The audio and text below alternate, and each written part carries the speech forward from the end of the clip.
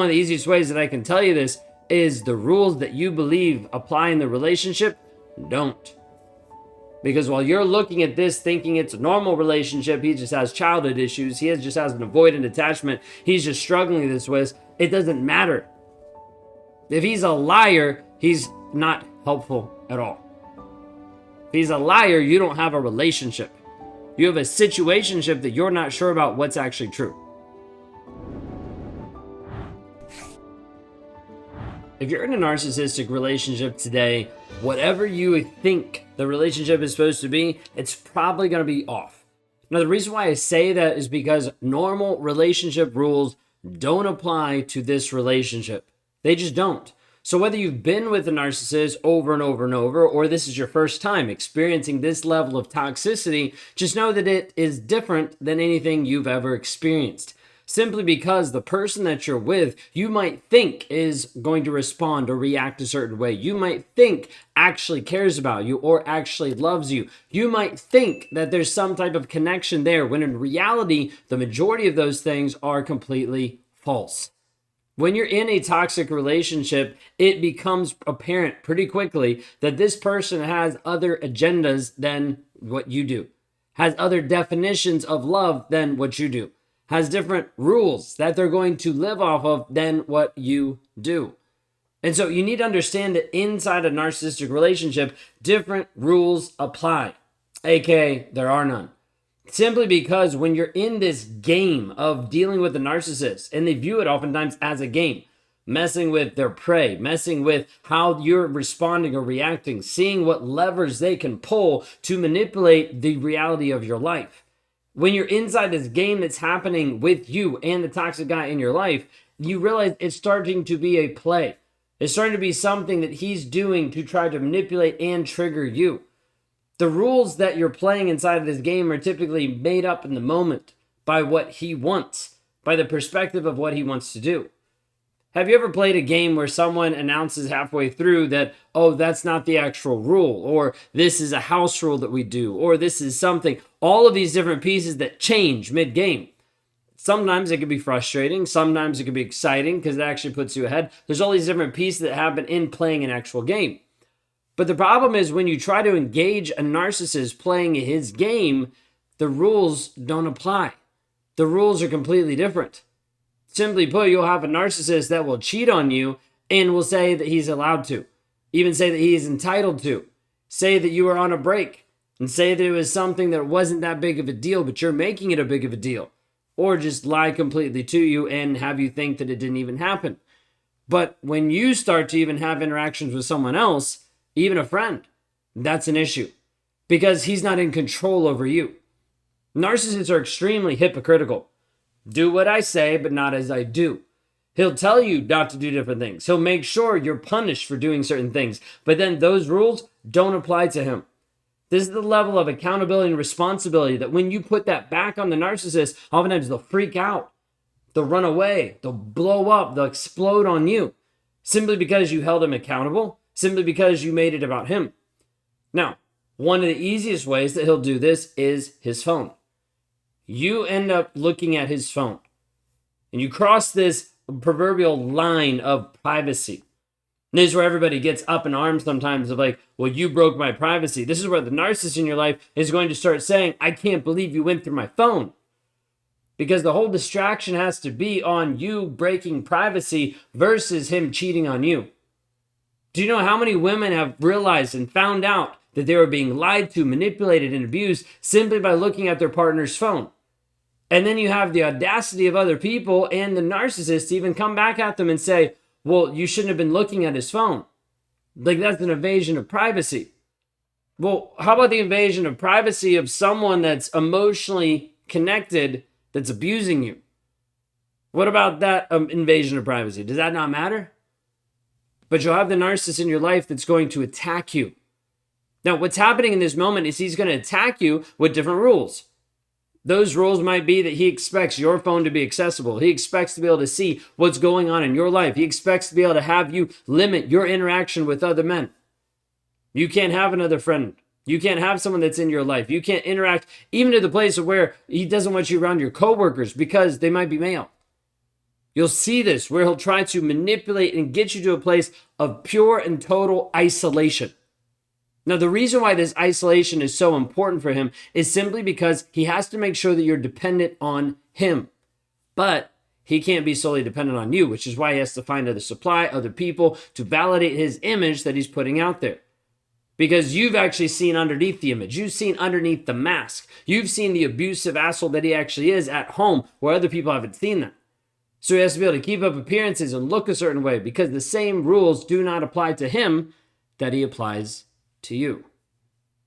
Do you see this? Is this something that happens in your relationship?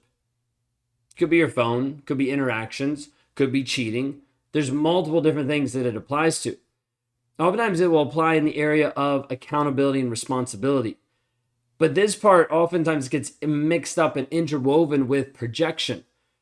He'll look at you and he'll start projecting onto you things that he's doing, trying to make you feel accountable and responsible for the shit inside him.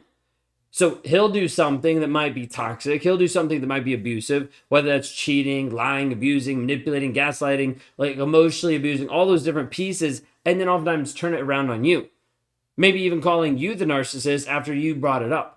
Maybe even making sure that you know that he feels emotionally unsafe because you're not validating his feelings. What all he's doing is using different wordings and terminology to manipulate you. This is sometimes the hard part when you see a narcissist go to therapy and they don't actually have true intentions. They're not actually being honest in therapy. As a result, they start learning different tactics and words and thoughts and ways to spin it to the therapist to try to get ideas on how to be able to manipulate you. Getting you to the place where you feel crazy. You start taking different medications. You start going to therapy just because your problem is the problem. You're the one that needs to get fixed, not him. You see how the rules do not apply. They're completely different. The rules don't apply inside the relationship in the area of love. This is a really fascinating one and a really one that messes people up. You have a certain version and definition of love. He has a certain version of definition of love. Have you ever asked him this? Hey, what would be your definition of love? Have you ever asked him the big tripwire question for a narcissist? What do you love about me? And not have it be just your looks and what you do for them. There's this piece here that narcissists will look at the relationship in a certain way. I viewed relationships for a long time with love being pretty much equal to control. Like the amount of control that I established over someone else, that signified love and care because I was protecting them, or I was helping them, or I was all these different things that I changed it in my mind to make it sound like love was actually control. Or control was actually love, so I didn't feel bad about it, right? So sometimes you have to get very clear about what is your actual definition of love. You might have to get clear of what's your definition of cheating. And honestly, if you have to get clear on that definition, you probably need to be looking for a new relationship. Because a narcissist is going to sometimes play on the letter of the law just to be able to get a certain way. Well, I didn't actually cheat on you because I didn't actually have sex with this woman. I just was emotionally connected and manipulated you to be able to spend more time with her. I didn't actually do this. I didn't actually do this. And then we start going down the whole line of lies of omission. Lies of omission are huge too. You leave something out, you're the worst person ever. You're hiding stuff from him. You're keeping him in the dark. He ignores and doesn't tell you something. Oh, he forgot. Do you see there's a difference? There's so many different polar opposites that are happening inside your narcissistic relationship, and it's simply because he's a hypocrite. It's simply because he's a coward. Because he's not willing to actually be honest about the current situation. He's not willing to be honest about what's actually going on inside. This is where narcissism starts to step across the line of being a choice and a decision. This isn't a piece of like, it's impossible for him to be honest. It's also a piece of where he doesn't want to. Because if he was honest, he would have to deal with shame and he would have to deal with guilt. He'd have to deal with his feelings and he doesn't want to. Those are inconvenient. Those are signs of weaknesses. So shove them away, compartmentalize them, move on, even if that means using and abusing you to get what he wants. Narcissists do not play by the same rules as you. What this also means is you need to get out of your head the simple thought that you can save him and that you can fix him. You're too focused on that. You're too locked in thinking, well, if I could just get him to be aware. You need to understand a lot of narcissists are already aware. The problem is not that they're not aware. The problem is they just don't care. They're content with their status. They're content with their situation. They're content with ignoring the stuff that's inside because it's easier to do that than it is to confront reality. But if he feels it too much, then he turns it around on you and he says, you need to confront reality. You need to deal with you because you're the problem in the relationship.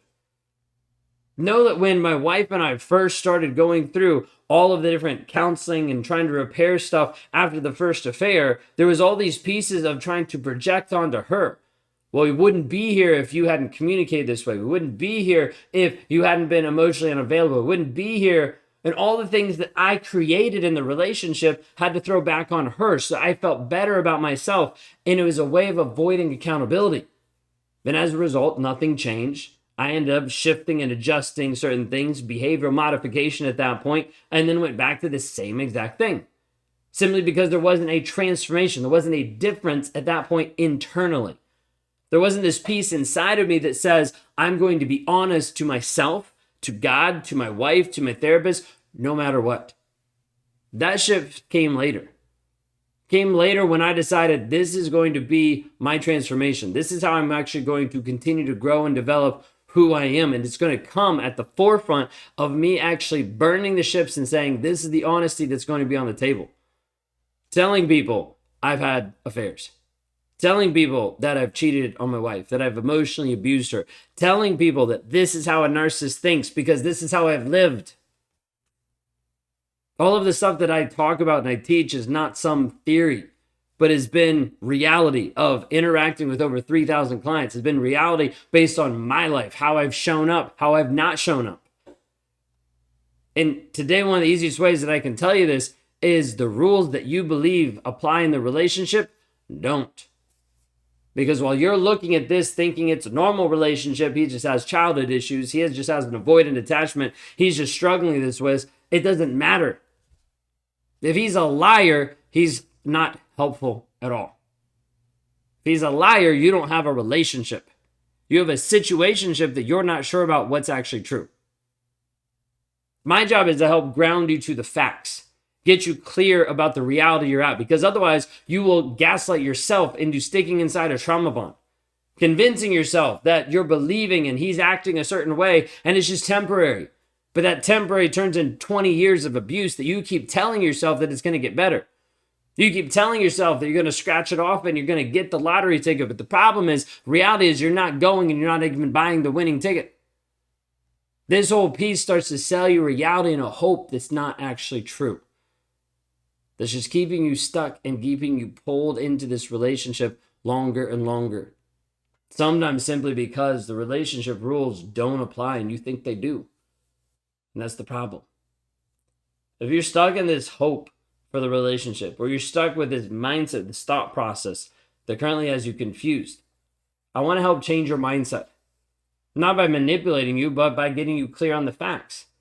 Right now, if you just sat down and you wrote down 25 things, 25 facts, evidence, and demonstration of how he's been abusive or toxic to you, what would that look like?